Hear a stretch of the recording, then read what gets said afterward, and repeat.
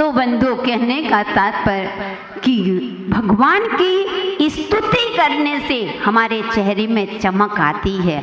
अगर कोई व्यक्ति का मंदिर आने का डेली का नियम है, अभिषेक करता है, खुश हो जाता है भगवान को देख, और 2 दिन उसको कहीं बाहर जाना पड़े, मंदिर न मिले, फिर उसके चेहरे को देख लो, ना भूख लगती है ना कुछ, चेहरा उदास हो जाता, मन अच्छा नहीं लगता है, मन प्रसन्न नहीं होता है। किस लिए? क्योंकि अभी आपने भगवान की भक्ति नहीं की। इसलिए ध्यान रखना, ब्यूटी पार्लर चले जाना, उससे सुंदरता नहीं, 2 दिन बाद तो वो खराब हो जाएगा। कितने भी ट्राई कर, अगर चमक लाना है तो भगवान की भक्ति करो। जितनी भगवान की भक्ति करोगे, उतने दिल से भगवान की आराधना करोगे, गुरुओं की उपासना करोगे, आपके शरीर में एक नई ऊर्जा आएगी। आपके शरीर में एक नई ऊर्जा आकर के आपका शरीर स्वतः ही चमक जाएगा। इसको नहाने की, ना कोई क्रीम पाउडर आदि कुछ भी लगाने की आवश्यकता नहीं है। अगर लगाना है तो भक्ति रूपी साबुन से स्नान करो, भक्ति रूपी साबुन से इसको नहलाओ। जितना इसको नहलाओगे इतने ही तुम्हारे जीवन में चमक आएगी। तो आचार्य महाराज कह रहे हैं कि हे भगवान, त्रिलोकीनाथ, 3 लोक की विपत्ति नाशक हो। आप कैसे हो? 3 लोक की विपत्ति के नाशक हो, महीतल के विमल आभूषण हो, और त्रिभुवन के स्वामी हो, एवं संसार समुद्र को सुखाने वाले हो। अतः आपके लिए मेरा बारंबार नमस्कार हो। देख लो, जब इतनी विशेषता सुनी तब नमस्कार किया। तो इसलिए भक्त हैं, कोई बात नहीं, कम से कम महिमा को समझ करके भी आप झुक गए तो आप जीवन में बहुत ऊंचे उठ जाओगे। तो बंधुओं, यह काव्य हमें, यह छंद हमें सबसे बड़ी शिक्षा दे रहा है कि अगर कुछ चाहते हो, प्रभु के गुणों को प्राप्त करना है, तो पहले अपन को झुकना सीखना पड़ेगा। जब तक आप झुकोगे नहीं, जब तक आपके अंदर कितनी भी कोई भी पीड़ाएं हों, बंधुओं, वह पीड़ाएं दूर नहीं हो सकती हैं। कहते हैं कुत्ते 2 प्रकार के होते हैं, एक पालतू, एक फालतू। कुत्ता कितने प्रकार के होते हैं? 2 प्रकार के। एक होते हैं फालतू, एक होता है पालतू। जो फालतू कुत्ता होता है उसको सभी लोग छेड़ते हैं, उसको सभी लोग मारते हैं, उसकी कोई इज्जत नहीं करता है, उसको यहाँ से ठुकराया जाता है, यहाँ से ठुकराया जाता है, क्योंकि वह फालतू है। एक होता है पालतू कुत्ता है, लेकिन जो पालतू कुत्ता है उसके गले में एक पट्टा डला रहता है, उसका निशान है। जो जिसके गले में पट्टा होगा उस कुत्ते को मोहल्ले वाले कोई भी होंगे उस कुत्ते को छेड़ नहीं सकते हैं, क्योंकि उसको मालूम है कि यह कुत्ता पालतू है, फालतू नहीं है। ऐसे ही भवआत्माओं, अपने जीवन रूपी गले में एक भक्ति का पट्टा डाल लेना, गुरु के आशीर्वाद का पट्टा जिसके जीवन में लग गया, उसको दुनिया में कोई भी शक्ति हो, वह शक्ति कभी छेड़ नहीं सकती है। वह शक्ति दूर से ही विपत्ति, जो भी आने वाले संकट हैं, तुम्हारे गले में गुरु नाम का पट्टा और प्रभु नाम का पट्टा देखेंगे, दूर से ही पलायन कर जाएगी, कोई तुम्हारे पास आने वाली नहीं है। इसलिए भक्ति तुम्हें ये कह रही थी कि झुकना सिखाती है। जितने तुम झुकोगे तभी श्रेष्ठ बन पाओगे। अगर आप झुको ना तो बंधु आप कभी श्रेष्ठ नहीं बन पाओगे। अगर श्रेष्ठ बनना है तो आपको झुकना पड़ेगा, क्योंकि बंधुओं जब आप पहाड़ चढ़ते हैं तो कैसे चलते हो? अजित जी कैसे चलते हो? झुक करके। पहाड़ खड़े होकर के तो नहीं चढ़ते। जब पहाड़ चढ़ते हैं तो झुक करके चलते हैं, और जब पहाड़ से नीचे उतरते हैं तो कैसे चलते हैं? अकड़ के। उसमें अगर झुकोगे तो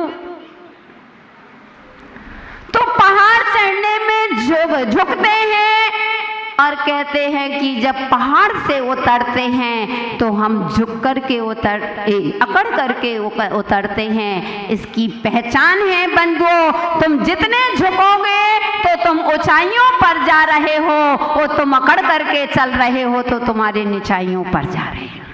इसलिए बहुत सारी ऐसी शिक्षाएं होती हैं, हमें इससे शिक्षा लेना चाहिए।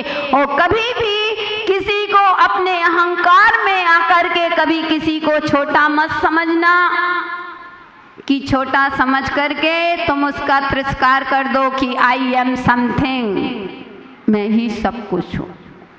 नहीं बंधु, तुम पद से बड़े हो सकते हो, तुम पैसों से बड़े हो सकते हो, लेकिन जैन दर्शन कहता है कि अगर तुम्हारे अंदर झुकाव नहीं है, तुम्हारे अंदर विनम्रता नहीं है, तो तुम एक इंसान, अगर इंसानियत नहीं है तो तुम सच्चे इंसान हो ही नहीं सकते। वो किसका अभिमान? जब रावण के पास इतना सब कुछ था तो रावण का अहंकार नहीं चला, तो बंधु हम ओ आप किस खेत की मूली हैं?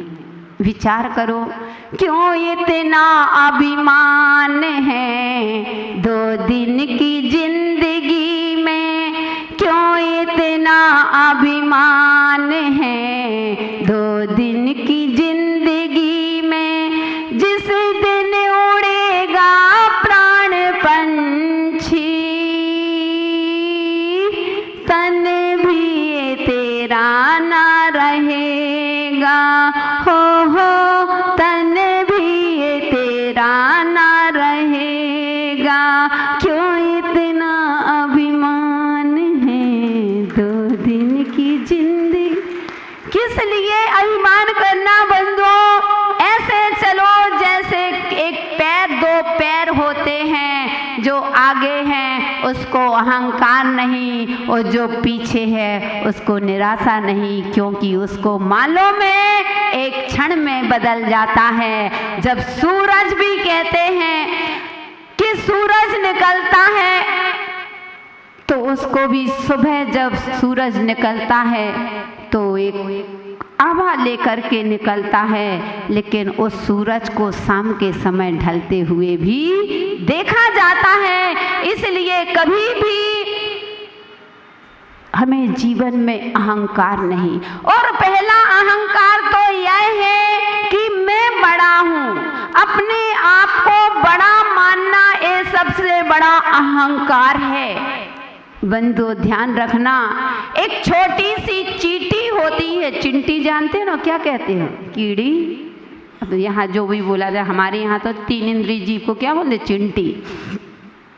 एक छोटी सी चिंटी होती है, वह आपके पैर में काट सकती है, लेकिन आप उसके पैर को नहीं काट सकते हो। इसीलिए जिंदगी में कोई भी किसी को कभी छोटा ना समझो, क्योंकि जो काम सुई कर सकती है वह तलवार काम में नहीं आ सकती। किसी को छोटा मत समझो। छोटी एक बिंदु होती है, भले ही वह छोटी है, लेकिन शब्दों के ऊपर बैठती है हमेशा। जो काम तुम नहीं कर सकते वह एक बिंदु करती। इसलिए बिंदी छोटी होती है, जो महिलाएं लगाती है बिंदी, वह बिंदी छोटी होती है। वो पायल बड़ी होती है, बड़े से क्या है, वह पैरों में ही पहनी जाती है, वो बिंदी मस्तक पर लगाई जाती है। इसलिए जो छोटे लोग कभी काम में आ जाते वह बड़े नहीं कर सकते हैं। इसलिए बंधुओं, अपने जीवन में उस अहंकार को तोड़ करके अपने जीवन को ऊंचाइयों पर ले जाना है। तो कहते हैं कि अभिमान के हाथ में ज्ञान कहाँ थमता है। जो अभिमानी होता ना, उसके पास ज्ञान हो ही नहीं सकता। वो ज्ञान नहीं होगे तो तुम भगवान के सामने क्या झुकोगे। तो कहते हैं अभिमानी के हाथ में ज्ञान नहीं अभिमानी के हाथ में ज्ञान करता न करता है धाम, और फटी जेब में क्या कभी टिक सकता है दाम। जिस जेब में फटी हो उसमें तुम दाम रखने का सोचो तो क्या टिकेगा, नहीं। ऐसे ही बंधुओं, अगर ज्ञान का तुम्हें अहंकार आ गया, हम बता चुके आपको कि ज्ञान एक प्रकार का नहीं कई प्रकार का होता है। तो इसलिए बंधुओं कहते हैं अहंकार में तुम फूल तो सकते हो लेकिन फैल नहीं सकते हो। अहंकार आपको फुला सकता है लेकिन फैला नहीं सकता है। फैलता वही है जो झुकना सीखता है, जिसके अंदर नम्रता होती है, जिसके अंदर विनम्रता होती है। इसलिए बंधुओं, एक बार हम आपको बता चुके हैं, पुनः कहेंगे कि एक बार झुकना सीखो। आजकल लोगों ने झुकना बंद कर दिया है और आजकल इसीलिए घुटनों में ज़्यादा दर्द हो रहा है। घुटनों में दर्द क्यों है? क्योंकि पहले के समय में लोग चरण छूते थे, आज के समय में लोग घुटने छूते हैं। और घुटनों में गैप होता है तो घुटने तो दर्द करेंगे कर। इसलिए हम तो वैसे भी 24 कैरेट का बोलते हैं, बिल्कुल सही बोली। महिलाएं हमेशा कहती गुरु माँ बिल्कुल सही बोला, हमने सही ही बोलते हैं। तो बंधुओं, कहने का तात्पर्य कि हमें चरण छुओ, चरण छुओगे आचरण आएगा। पहले के लोग होते थे, मंदिर में देखो, मंदिर के दरवाजे छोटे हुआ करते थे कि मंदिर में पहले झुको तभी तुम्हें प्रभु का दर्शन हो पाएगा। आज के शो के कारण से बंधुओं आलाशाही मंदिर बना, बहुत बड़े बड़े दरवाजे बनवा दिए, बहुत सुंदर सुंदर, उस प्रदर्शन में आ गए, आत्म दर्शन को खो दिया।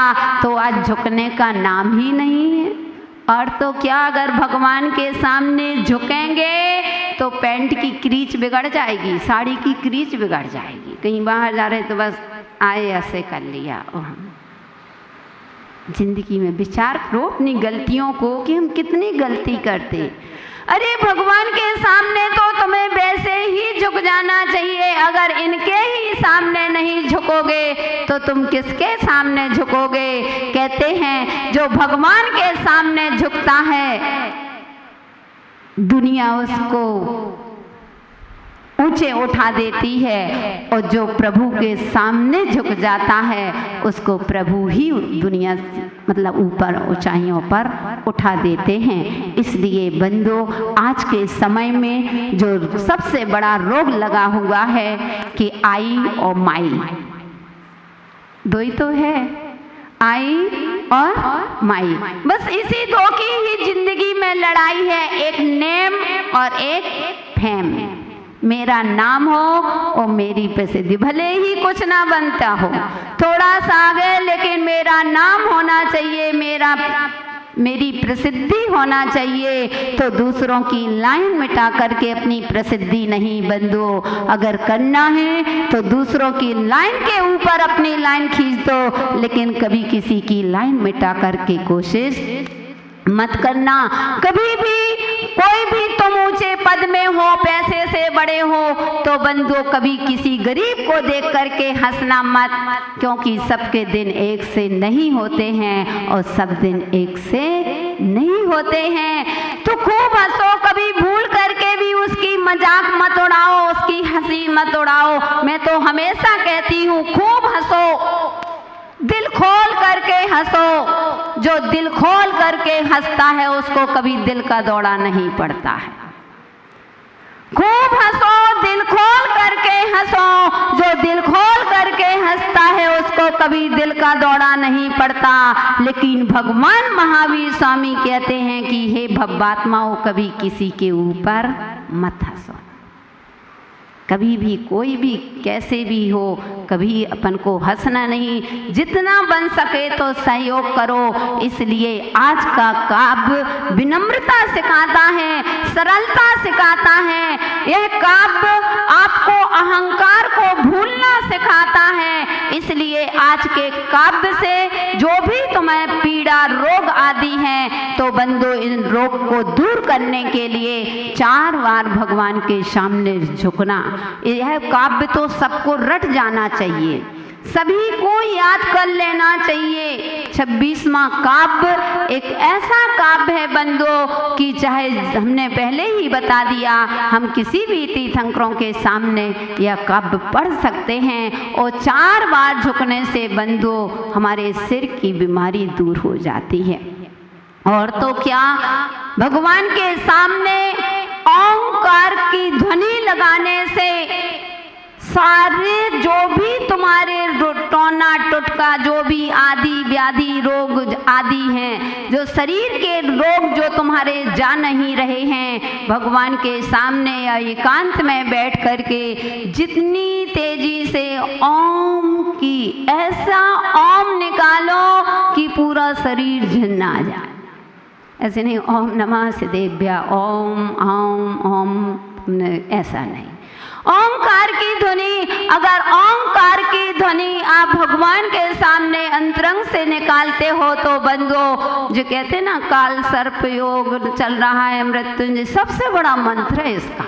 इसको दूर करने का एक ही उपाय है कि कैसे भी रोग हो, कैसे भी ग्रह हो, तो ओंकार की ध्वनि लगाइए और अपने 26वें काव्य को, इसको 4 बार भगवान के चरणों में झुक करके झुकिए तो देखो, पहले ओंकार धुन लगाइए। हम क्यों निकाल, अंतरंग से निकालो, बिल्कुल ऐसे निकालो, ये नहीं किसी, और हर किसी को ये कला भी नहीं मिलती है, ध्यान रखना, हर कोई निकाल भी नहीं सकता है।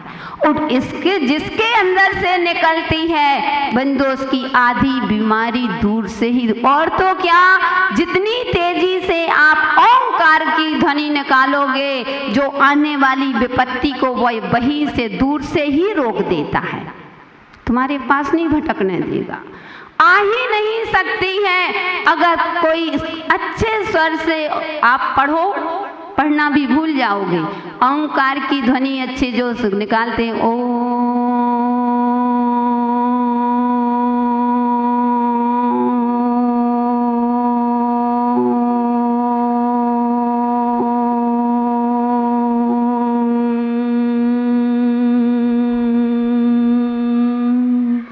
ये नहीं कह रहे ओम की ध्वनि, तो पढ़ भी रहे होगे तो आप पढ़ना भूल जाओगे और उस ध्वनि को सुनने लग जाओगे। जब पढ़ना भूल सकते हैं तो आने वाली विपत्ति क्यों नहीं दूर होंगी। तो 3 बार ओंकार ध्वनि निकाल करके और 4 बार प्रभु के चरणों में सिर झुका करके नमस्कार करेंगे, तहे दिल से करेंगे, विनम्रता के साथ करेंगे। और जब भी हो तो अपने लघु बने रहें बंदो, जितने लघु बनोगे उतने ही तुम्हें प्रभुता की प्राप्ति होगी।